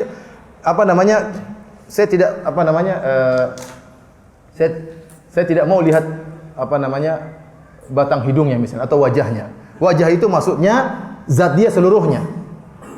Ya, saya tidak ingin lihat batang hidungnya, maksudnya saya tidak mau lihat dia seluruhnya, ya. Kalau kepalanya yang muncul tetap mau lihat atau tidak? Enggak mau. Kalau tangannya yang muncul tetap saya tidak, tapi saya mengungkapkan dengan kalimat apa? Saya tidak ingin lihat apa? Batang hidungnya. Berarti orang ini memang benar-benar punya batang hidung, tapi batang hidung itu saya ungkapkan dalam bentuk mewakili apa? Keseluruhan tubuhnya. Paham? Oleh karenanya kalau ada makhluk misalnya tidak ada tangannya, maka kita tidak bisa menggunakan kiasan dengan kalimat tangan, karena asalnya dia tidak punya tangan. Misalnya saya mengatakan ini apa namanya ini? Apa namanya? Mikrofon. Mikrofon punya tangan atau tidak? Maka tidak bisa kita gunakan kiasan dengan kalimat tangan mikrofon, karena asalnya tidak punya tangan. Makanya saya katakan memang benar dalam bahasa Arab tangan bisa artinya kekuasaan, tangan bisa artinya kenikmatan, tangan bisa artinya anak buah, tetapi hanya digunakan bagi zat yang benar-benar punya tangan. Kalaupun Anda takwilkan tangan Allah dengan kekuasaan, ini justru menunjukkan Allah itu punya tangan. Apalagi tidak bisa ditakwilkan. Karena kalau tangan ditakwilkan dengan kekuasaan, maka iblis tidak mau sujud kepada Adam dan iblis bisa bantah Allah. Iblis mengatakan, apa bedanya saya dengan Adam, wahai Allah? Kau ciptakan Adam dengan kedua tanganmu, yaitu kekuasaanmu. Saya pun kau ciptakan dengan kedua tanganmu dan kedua kakimu, misal sekalian. Karena artinya apa? Kekuasaan. Paham maksudnya? Baik. Tadi kita bahas apa sampai ke situ tadi? Hah? Apa? Apa? Ya. Jadi kita kembali kepada pembahasan kita, yaitu masalah tinggi yang absolut, maka seluruh ke atas namanya tinggi. Dan kita bayangkan, kita kembali Allah punya sifat memiliki tangan. Tangannya bagaimana kita tidak tahu. Dan setiap antum yang hayalkan pasti keliru. Karena antum tidak bisa menghayalkan Allah kecuali kalau antum tahu bagaimana zatnya. Kita saja di antara makhluk, kaki meja tidak sama dengan kaki manusia, iya atau tidak? Tidak ada yang tahu. Makanya jangan antum hayalkan, pasti salah ya. Tapi kita yakin Allah sebut dalam Al-Quran Allah punya tangan. Nah, kata sebagian sahabat, mas samawatu as-sab' wal arduna sab' fi yadillah illa ka habbati khardalin fi yadi ahadikum au kama qala. Dia mengatakan tidaklah langit yang 7 dan bumi yang 7 berada dalam genggaman Allah kecuali seperti biji sawi yang berada dalam genggaman kalian. Sekarang kita permisalkan saya. Ini misalnya ini tisu ya. Taruhlah kelereng ya. Di kelereng ini ada semut banyak di utara, di selatan, di timur dan barat. Kemudian saya pegang kelereng tersebut. Setiap semut baik di utara, selatan, timur, barat, kalau ke arah ke atas semuanya ke arah tangan saya atau tidak? Iya. Maksud saya demikian. Ini sekedar takribul makna, bukan demikian hakikatnya Allah, tidak. Tapi sekedar untuk memudahkan memahami bahwasanya kemanapun orang mengarah ke atas maka arahnya kepada Allah, karena bumi sangat kecil di bawah naungan Allah seluruhnya. Allahu Akbar. Maka jangan bilang, Ustaz kalau gitu yang di atas berarti Allah atas bawah dong. Enggak, semuanya kecil bagi Allah Subhanahu wa taala. Semuanya dalam genggaman siapa? Allah Subhanahu wa taala. Kemanapun dia arahkan dia akan mengarah kepada Allah Subhanahu wa taala. Paham? Ada yang enggak paham? Mudah-mudahan paham ya. Jadi tinggi ada yang relatif, ada yang apa? Absolut. Tinggi absolut semuanya mengarah ke atas. Dan kemanapun orang mengarah ke atas maka dia akan mengarah kepada Allah Subhanahu wa taala, karena bumi sangat kecil dalam genggaman Allah Subhanahu wa taala.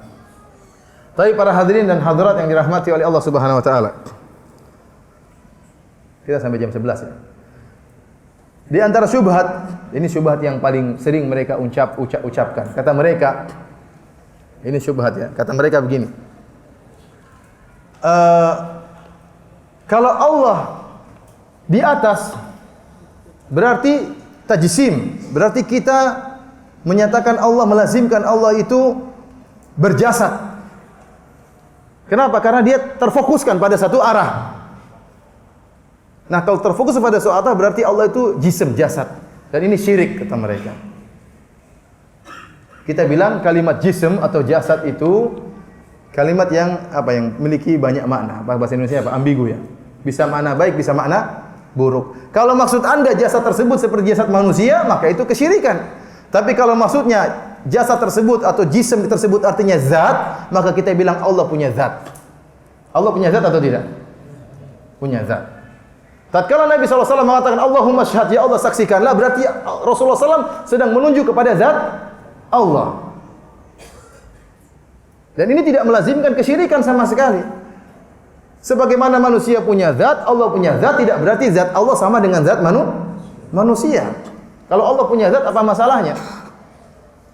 Tapi kalau Anda mengatakan Allah tidak di atas, tidak di bawah, apa bedanya dengan Allah tidak ada? Coba, dia mengatakan Allah tidak di atas, tidak di bawah, tidak di kanan, tidak di kiri. Terus, apa lagi? Apa bedanya dengan tidak ada? Tidak bisa ditunjuk katanya. Allah tidak bisa ditunjuk. Lah, terus, apa bedanya dengan tidak ada? Coba, bedakan antara Allah yang kau sifati tidak di atas, tidak di bawah, tidak di kanan, tidak di kiri, tidak bisa ditunjuk, tidak bisa diisyaratkan dengan kalimat tidak ada. Apa bedanya? Enggak ada bedanya, sama-sama tidak ada. Kalau begitu, Anda sedang mensifati sesuatu yang tidak ada. Allah tidak di dalam alam, Allah tidak di luar alam. Akidah Ahlussunnah Allah di luar alam semesta. Mereka mengatakan Allah tidak di alam, Allah tidak di luar alam, Allah tidak di dalam alam, Allah tidak di atas, tidak di bawah. tidak bisa ditunjuk, tidak bisa diberi isyarat. Nah, ini kalau gitu Allah tidak ada. Oleh karenanya orang-orang Asy'ariyah mereka bingung tatkala mereka mendapati bahwasanya hadis-hadis dan dalam Al-Qur'an menjelaskan Allah bisa dilihat pada hari kiamat kelak. Di antara akidah Ahlussunnah wal Jamaah, Allah bisa dilihat pada hari kiamat kelak, dan ini akidahnya Asy'ariyah. Berbeda dengan orang Jahmiyah dan Mu'tazilah. Orang Mu'tazilah mengatakan Allah tidak bisa dilihat pada hari kiamat. Hadisnya mereka tolak semua, kata mereka hadisnya dhaif. Ayat-ayat mereka takwil seluruhnya. Nah, Asy'ariyah untuk masalah Allah dilihat pada hari kiamat di surga, mereka mengimani. Kenapa? Hadisnya mutawatir dan ayat-ayatnya jelas. Ya. Dalam Al-Qur'an dalam surat Al-Qiyamah apa? Wujuhu yawma idzin nadhirah. Kata Allah pada hari tersebut wajah-wajah bergembira. Ila rabbiha nadhirah. Kenapa mereka gembira? Karena mereka melihat Rabb mereka. Ini dalam hadis banyak. Ya, Rasulullah SAW mengatakan, ya, dalam hadis dalam Sahih Bukhari, Sahih Muslim, Rasulullah SAW, innakum tarawna rabbakum kama tarawna al-qamara lailatal badri. Sungguhnya kalian akan melihat Rabb kalian pada hari kiamat kelak sebagaimana kalian melihat bulan ini di bulan purnama. La tudamuna fi ru'yatihi. Kata Nabi, kalian tidak perlu berdempet-dempetan untuk melihat Allah sebagaimana kalau kalian melihat bulan perlu dempet-dempet atau tidak? Tidak perlu, semua lihat ke atas, semua lihat Allah Subhanahu wa taala. Oleh karenanya para ulama mengatakan di sini Nabi mensamakan, bukan Nabi menyamakan Allah dengan bulan, tidak, tapi Nabi menyamakan bagaimana cara melihat Allah dengan cara melihat apa? Bulan. Berarti Allah bisa dilihat pada hari kiamat dengan melihat ke atas. Nah, para orang Asy'ariyah bingung. Mereka mengatakan di dunia kita tidak boleh mengatakan Allah di sisi tertentu. Tidak boleh kita mengisyaratkan Allah di atas. Ini semua syirik. Nah, bagaimana dengan hari kiamat? Bukankah kita lihat Allah ke arah tertentu? Ke arah atas. Mereka bingung dengan isi kata mereka, kita melihat Allah tidak tahu bagaimana caranya. Namanya kalau kita melihat ada muwajah, ada saling berhadapan. Bagaimana ente lihat di belakang sini? Atau ente namanya kita melihat itu berarti ada yang di depan kita, itu tidak? Berarti kalau ada yang di depan kita melazimkan ada arah tertentu yang kita arahkan. Mereka mengatakan kita lihat bukan ke arah tertentu. Terus bagaimana? Wallahu alam katanya. Dan ini makanya orang-orang Mu'tazilah mengejek mereka. Seperti Zamakhsyari dalam kitab tafsirnya Al-Kasyaf, dia mengejek Asy'ariyah. Dia mengatakan wa tasattaru bil balkafah. Ya, mereka ini orang-orang bodoh, ya, tatkala ditanya akhirnya mereka mengatakan berlindung dengan kalimat bila kaif, saya tidak tahu bagaimana cara melihat. Ya, jelas namanya melihat di depan kita. Berarti tatkala di hari kiamat kita melihat Allah, maka ke arah tertentu. Maka kita katakan orang-orang Asy'ariyah kontradiktif. Kenapa? Mereka di dunia tidak boleh, kata mereka tidak boleh kita menyatakan Allah di arah tertentu, tapi waktu di akhirat bisa melihat apa? Allah, dan namanya melihat pasti ke arah tertentu. Kalau kamu jantan seperti Mu'tazilah bilang Allah tidak di mana-mana, Allah tidak di atas, tidak di bawah, di akhirat Allah tidak bisa dilihat. Selesai urusan. Ini berarti apa? Konsekuensi. Komitmen dengan apa? Pendapatnya. Tatkala Anda mengatakan di dunia tidak boleh ditujukan kepada arah tertentu, tapi di akhirat bisa dilihat, maka ini kontradiktif. Oleh karenanya banyak ulama menamakan Asy'ariyah dengan mukhannathul Mu'tazilah, yaitu orang bancinya Mu'tazilah. Kenapa? Dia tidak konsekuensi. Tidak komitmen dengan pendapat dia. Antum paham maksud saya? Namanya melihat pasti di arah, ya atau tidak? Di arah. Tadi syubhat yang mana lagi? Saya lupa lagi. Baik, di antara syubhat mereka, syubhat yang paling inti, kata mereka begini. Ini syubhat terakhir ya, sebelum kita buka tanya jawab. Kata mereka, dulu Allah sendirian, belum ada makhluk, belum ada tempat, Allah belum menciptakan tempat. Nah, sekarang Allah pun demikian. Dulu Allah tidak menciptakan tempat dan Allah sudah ada dan Allah tidak butuh kepada tempat. Sekarang setelah Allah menciptakan langit, menciptakan arsy, menciptakan seluruhnya, Allah juga tidak bertempat sebagaimana sebelum Allah menciptakan apa? Tempat. Nah, kalau kamu mengatakan Allah di atas arsy, berarti Allah bertempat kepada arsy. Ini kata mereka. Ya. Dan Allah padahal maha suci dari tempat. Tidak ada boleh ada tempat yang mengitari Allah. Ini dalil mereka, logika mereka yang sering mereka sampaikan. Kita bilang pernyataan Allah tidak butuh kepada tempat benar, dan sampai sekarang Allah tidak butuh kepada tempat. Oleh karenanya Ibnu Rushd, Ibnu Taimiyah dan para ulama menjelaskan, Imam Ahmad juga menjelaskan bahwasanya Allah Subhanahu wa taala di luar alam. Kalau kita bayangkan alam, jangan antum bayangkan, jadi alam itu apa? Alam itu selain Allah, ya kan? Allah dulu sendirian, kemudian Allah menciptakan apa? Alam. Nah, alam semesta, taruhlah alam ini bulat. Taruhlah alam ini bulat. Maka di manakah Allah? Allah berada di luar alam. Di luar alam itu bukan tempat. Nah, kalau ada tempat namanya masih apa? Masih bagian dari alam. Allah di luar alam, di luar tempat, dan itu di atas alam semesta. Di manakah itu? Tidak di mana-mana. Artinya Allah ke arah atas dan Allah tidak di suatu namanya ruang hampa, enggak ya. Allah pokoknya di luar alam. Segala tempat yang kita takdirkan, yang kita pikirkan itu bagian daripada alam. Setelah alam ada Allah Subhanahu wa taala. Allah di luar alam. Jadi jangan kita bayangkan, berarti kalau kita mengatakan Allah di atas arsy, melazimkan Allah itu berada di suatu tempat. Tidak demikian. Tetapi Allah di atas melazimkan Allah berada di luar alam semesta ini. Dan semua yang dinamakan tempat, baik ruang hampa dan yang lainnya adalah bagian daripada alam semesta. Bagaimana ya tidak bisa kita bayangkan. Wong antum saja tidak tahu di mana ujung langit. Antum tahu di mana ujung langit? Tidak akan bisa bakalan tahu.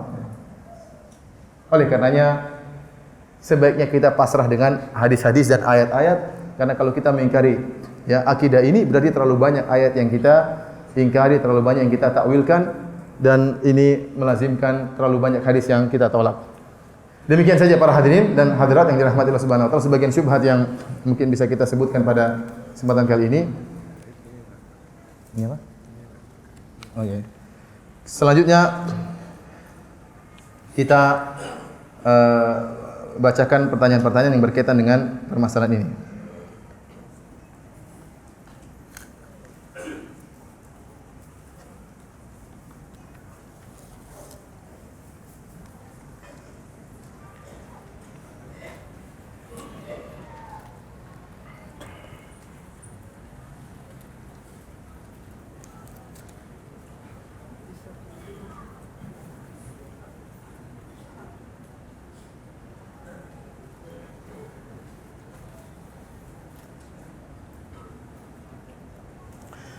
Bagaimana dengan pernyataan firman Allah dalam surat Al-An'am ayat 3? Allah berfirman, "Wa huwallahu fis samawati wa fil ardi, ya'lamu sirrakum wa jahrakum." Ini di antara ayat mutasyabihat yang dijadikan dalil oleh orang-orang Jahmiyah, yang dibantah oleh Imam Ahmad dalam kitabnya Ar-Rad 'alal Jahmiyah waz Zanadiqah. Jadi di antara dalil yang didungkan oleh Jahmiyah yang ingin menyatakan Allah di mana-mana, ya, mereka berdalil dengan surat Al-An'am ayat 3 yang artinya, dan dialah Allah di langit dan di bumi. Berarti ada Allah di langit dan ada apa di bumi. Kita bantah, maksudnya dialah Allah yang disembah di langit, yang disembah apa di bumi. Bukan zat Allah di langit dan apa di bumi. Makanya Allah mengatakan, atau kita mengatakan ilmu Allah di langit dan di bumi. Buktinya setelah itu Allah mengatakan, ya'lamu sirrakum wa jahrakum. Allah mengetahui rahasia kalian dan apa yang kalian tampakkan. Artinya meskipun Allah di atas langit, Allah tahu apa yang kalian lakukan. Jadi dalam Al-Quran ada namanya ayat-ayat mutasyabihat, ada ayat-ayat yang muhkam, ayat yang jelas, dan ada ayat yang kurang jelas. Allah mengatakan, "Huwallazi anzala 'alaikum" apa namanya? Minhu ayatun muhkamatun hunna umul kitab wa ukharu mutasyabihat. Kata Allah, ayatun muhkamat hunna umul kitab. Di dalam Al-Quran ada ayat-ayat yang muhkam yang jelas. Ya. Hunna umul kitab, dan inilah induk daripada Al-Quran. Wa ukharu mutasyabihat, dan ada ayat-ayat yang mutasyabihat. Fa ammal ladzina fi qulubihim zayghun fayattabi'una ma tasyabaha minhu ibtigha'al fitnah. Adapun orang-orang yang dalam hatinya penyakit, dia akan mengikuti ayat mutasyabihat dengan meninggalkan ayat-ayat yang jelas. Contohnya orang Jahmiyah berdalil dengan ayat ini, dialah Allah di langit dan di bumi. Berarti Allah di bumi juga ada. Padahal kita katakan dalam ayat yang lain jelas Allah berada di langit. Maka ayat ini maksudnya kita larikan kepada yang jelas, maksudnya bahwasanya dialah Allah yang disembah di langit dan disembah di mana? Di bumi. Atau ilmu Allah di langit dan ilmu apa? Allah di bumi. Seperti firman Allah juga, wa huwa ma'akum aina ma kuntum. Dan dia Allah bersama kalian dimanapun kalian berada. Ini juga bukan berarti Allah di mana-mana secara zatnya, tetapi maksudnya Allah Subhanahu wa taala dengan ilmunya berada bersama kalian dimanapun kalian berada. Seperti Allah mengatakan kepada Nabi Musa dan Nabi Harun waktu Allah utus kepada Fir'aun, Nabi Musa dan Nabi Harun ketakutan. Maka Allah Subhanahu wa taala mengatakan, "La takhafa innani ma'akuma." Jangan kalian berdua takut, sungguhnya aku bersama kalian selalu. Asma'u wa ara, aku senantiasa mendengar dan aku senantiasa melihat apa? Kalian. Bukan berarti zat Allah bersama Nabi Musa dan Nabi apa? Harun. Tetapi pendengaran Allah dan penglihatan Allah senantiasa mengawasi Nabi Musa dan Nabi Harun, dan Allah akan menolong mereka berdua.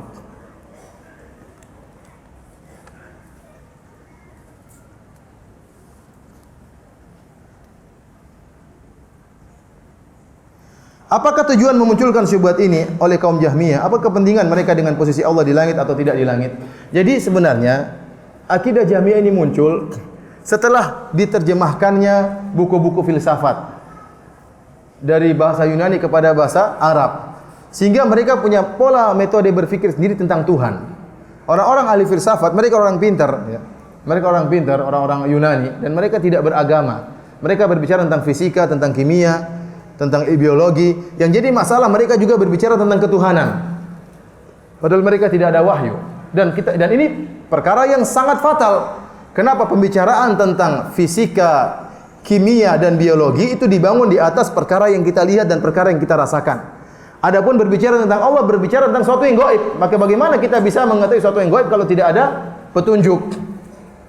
Sehingga akhirnya mereka punya kaidah-kaidah tentang Tuhan, diadopsi oleh sebagian kaum muslimin, sehingga mereka punya syarat, namanya Tuhan harus begini, begini, begini. Kalau tidak begini maka bukan apa? Tuhan. Nah, kalau Tuhan di atas maka ini bukan Tuhan namanya. Ya, mereka punya syarat-syarat. Sehingga terpengaruh orang-orang Jahmiyah, ya. Sehingga mereka mengatakan Tuhan harus ada di mana-mana misalnya. Ya, ini di antara mungkin yang menyebabkan mereka terkena syubhat ini. Dan akhirnya keyakinan Allah di mana-mana mengantarkan kepada namanya akidah hululiyah, seperti akidah Ibnu Arabi yang meyakini Allah bersatu dengan makhluk. Zat Allah bersatu dengan makhluk, maka ini lebih parah lagi. Ini lebih parah lagi.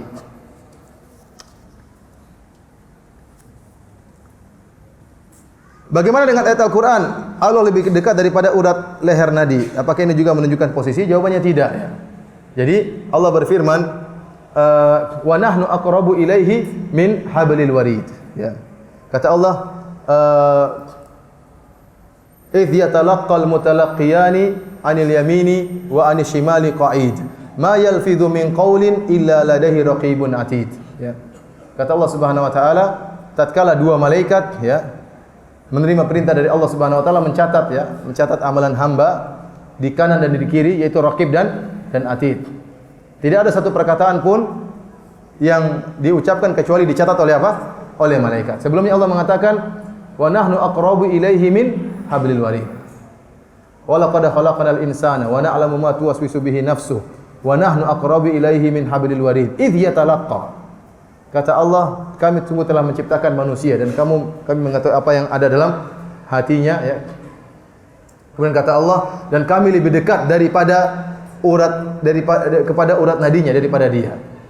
Kapan? Kata Allah, idh yatalaqqa. Kedekatan tersebut tatkala malaikat mencatat apa yang diucapkan oleh manusia. Tafsiran yang benar tentang ayat ini, yang dimaksud dengan nahnu, kami lebih dekat, maksudnya adalah para malaikat, bukan zat Allah. Ada dua tafsir, ada khilaf di kalangan para ulama tentang ayat ini. Ada yang mengatakan maksudnya adalah ilmu Allah lebih dekat daripada manusia. Allah lebih tahu tentang urat nadinya daripada dia sendiri. Tafsiran yang kedua menyatakan maksudnya kami adalah para malaikat, dan Allah sering menggunakan kalimat kami, maksudnya apa? Para malaikat.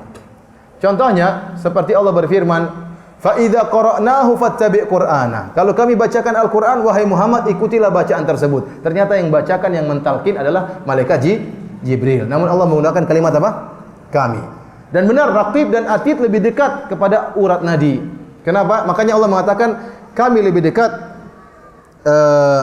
daripada urat nadi, ya. Kapan? Tatkala dua malaikat yang sedang mencatat.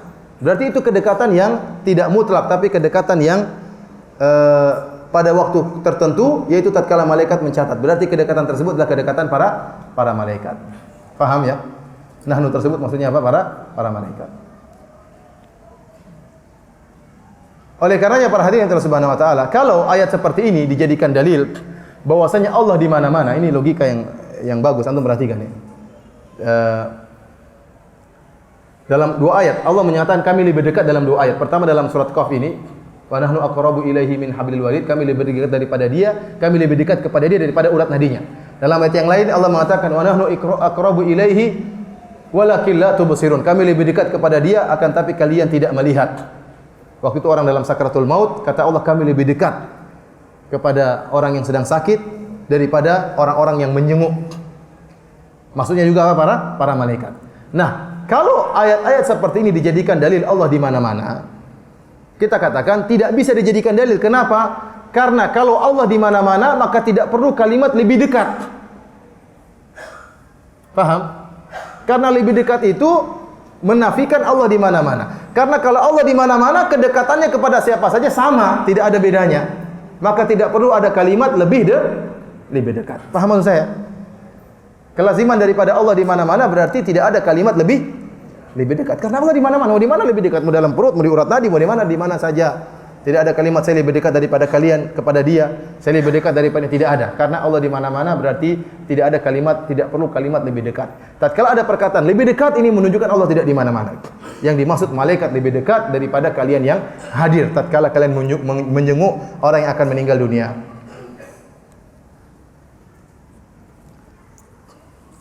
Apa perlunya energi kita habis untuk berdebat tentang posisi Allah yang merupakan bagian dari zat Allah? Kita bilang Allah yang menyuruh kita beriman akan hal tersebut.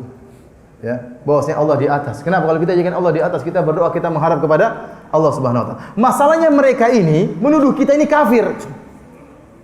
Mereka ini mengatakan ini mujassimah, ini kekufuran. Mereka menuduh kita yang meyakini Allah berada di atas, itu kufur. Dan ini mereka ucapkan dalam buku-buku mereka, termasuk kemarin kasus di Aceh waktu ditolak, di antaranya dalilnya ini orang-orang meyakini Allah di atas, ini adalah apa? Akidah mujassimah, meyakini Allah seperti berjasad dan macam-macamnya, dan mereka memberi hukuman seperti ini. Padahal ini akidah yang dibela oleh apa? Para ulama. Dan ini akidah yang terdapat dalam Al-Quran dan Sunnah. Dan kalau kita tidak meyakini Allah di atas, bahaya. Bisa jadi kita terjerumus dalam akidah hululiyah, meyakini Allah bersatu dengan makhluk. Kalau Anda meyakini Allah di atas, enggak mungkin Allah bersatu dengan apa? Makhluk. Ya. Oleh karenanya pembahasan masalah Allah di atas adalah pembahasan yang penting karena menyelisih akidah apa? Jahmiyah dan akidah orang-orang Sufiyah yang ekstrim.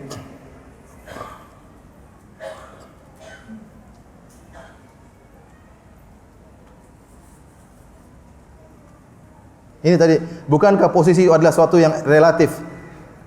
Di atas bagi seorang di salah satu bagian bumi bisa dibawa bagi yang lain. Ini tadi sudah kita jelaskan.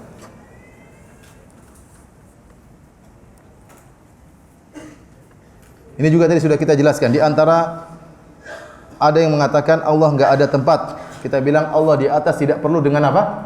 Tempat. Karena Allah setelah alam dan seluruh tempat itu bagian daripada alam. Bagaimananya kita enggak bisa bayangkan karena alam bumi kita tidak tahu di mana batasannya.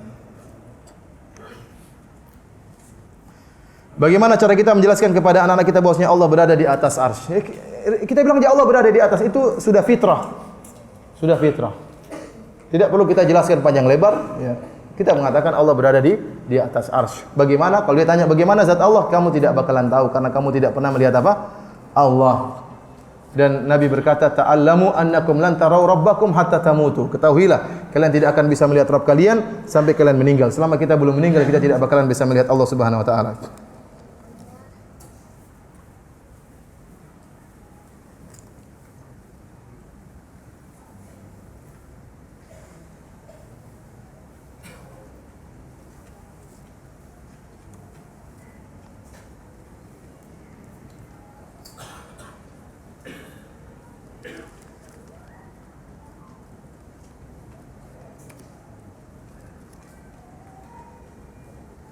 Apakah Nabi Isa diwafatkan dulu baru diangkat? Ya.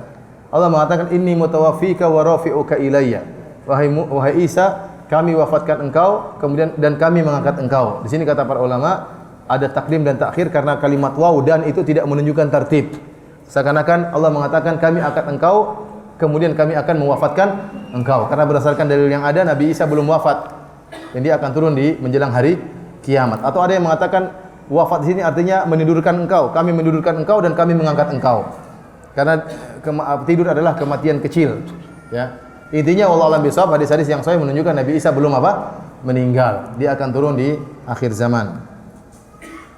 Apakah Nabi Isa ruh dan jasadnya diangkat ke langit atau hanya ruhnya saja? Dua-duanya, jasad dan apa? ruhnya, dan dia akan turun pada hari kiamat dengan jasad dan ruhnya. Nah, kalau cuma ruhnya yang diangkat, jasadnya disalib, maka orang-orang Yahudi sudah benar, mereka telah menyalib Nabi Isa. Yang benar kata Allah, walakin syubbiha lahum, akan tapi ada orang yang diserupakan dengan Nabi Isa. Yang ditangkap itu orang yang diserupakan dengan Nabi Isa. Jasad Nabi Isa dan ruhnya diangkat diselamatkan oleh Allah Subhanahu wa taala.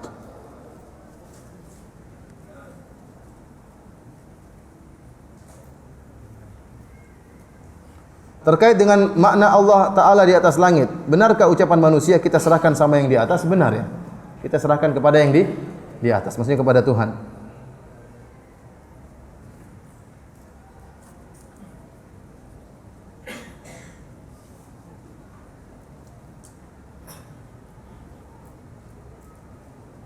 Pernah saya dengar ada ayat yang berbunyi, kullu syai'un halikun ila wajhah.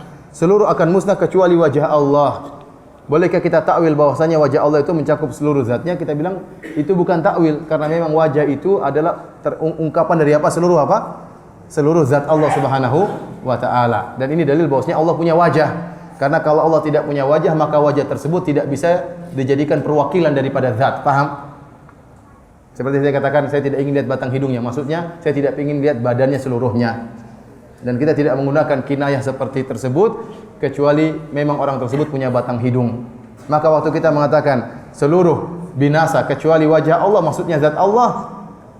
Kenapa? Karena memang Allah punya wajah dan wajah Allah dijadikan perwakilan dari seluruh zat Allah Subhanahu wa taala.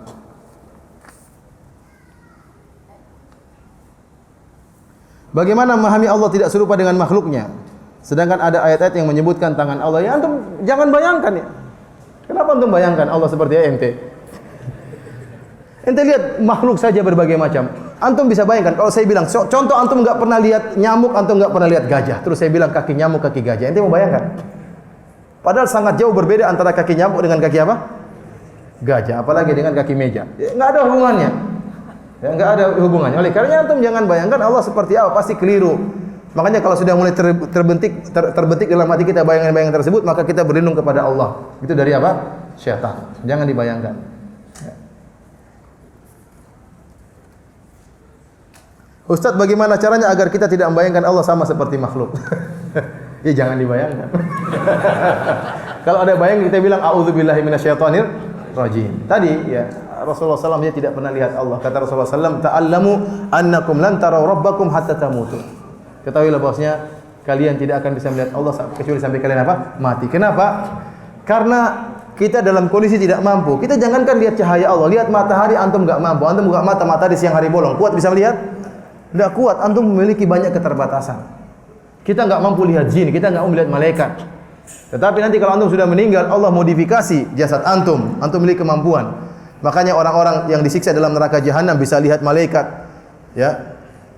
Kemudian mereka disiksa enggak mati-mati. Kenapa? Jasad mereka sudah dimodifikasi. Demikian juga orang-orang beriman, mereka akan bisa melihat wajah Allah di surga karena mereka telah diberi kekuatan oleh Allah untuk melihat wajah Allah Subhanahu wa taala. Dan jangan pernah bayangkan bagaimananya Allah. Yang jelas kita tahu Allah memiliki zat, tapi zat Allah tidak sama dengan makhluk. Allah berfirman, "Laisa kamitslihi laisa kamitslihi syai'un wa huwas samiul basir." Kata Allah, tidak ada yang serupa dengan Allah dan Dia Maha mendengar lagi Maha melihat.